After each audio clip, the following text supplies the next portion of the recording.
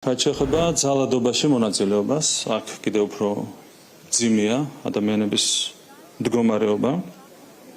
ვინც მონაწილეობდა ძალადობაში, უკლებლივ ყველა არის დამხობის, დელობის, დანაშაულის ამსრულებელი. შესაბამისად, ეს ადამიანები უნდა ელოდნენ სიურპრიზებს შემდეგი დღეების განმავლობაში და ბევრი დღე არ დაჭირდება ამას. ჩვენ ვარაუდობდით მათი შემართებიდან გამომდინარე, რომ 30-ზე ბევრად მეტი უსინდისო მოძალადე გახდებოდა დასაჭერი და ხედავთ, რომ ჩვენი პროგნოზი ასრულდება. მათ შორის ჩვენ ყველას ვეუბნებოდით, რომ დღეს ბევრად მეტი გვაქვს ადამიანების იდენტიფიცირების რესურსი, ვიდრე ქონდა თუნდაც რამდენიმე თვის წინ.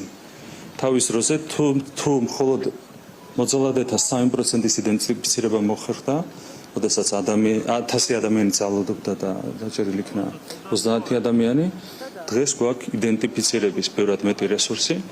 აქედან გამომდინარე, დამხობის, დელობის, დანაშაულის ამსრულებელთაგან ძალიან ბევრს ელის ძიმე ხვედრი კანონის შესაბამისად. კანონი იმოქმედებს მათ მიმართ, რა თქმა უნდა, ძალიან კაცრად.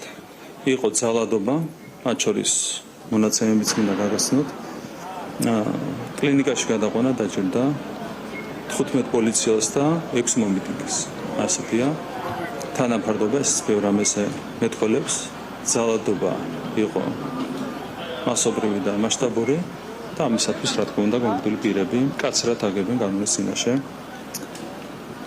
პასუხს. კიდევ ერთხელ შეგახსენებთ, რომ დადგა 5 ოქტომბერი.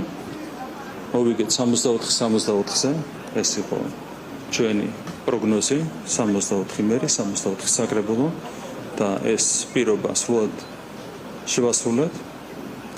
დადგა 5 ოქტომბერი და ჩავარდა დამხობის ცდელობა. ყველა ვართ საქართველოში დაწყებული ბიზნესმენები და დამთავრებული ქართული ოცნების თითეული წარმომადგენლით. ყველაფერი არის კარგად, ყველაფერი გაგრძელდება ძალიან კარგად.